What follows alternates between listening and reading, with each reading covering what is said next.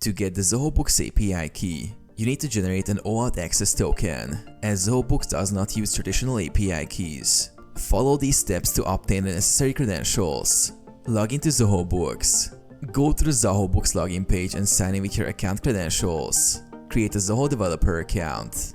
Go to the Zoho Developer Console. If you don't have a developer account, sign up for one. Create a new application. In the Zoho Developer Console, click Create a new client. Choose Custom OAuth Client. Enter the required details like client name, client domain, and redirect URL. The redirect URL is where Zoho will send the authorization code after you authenticate.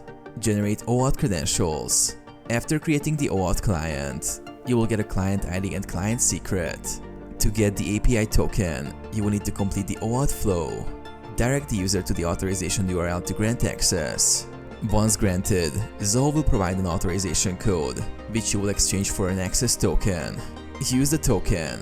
Use the access token in your API request for authentication.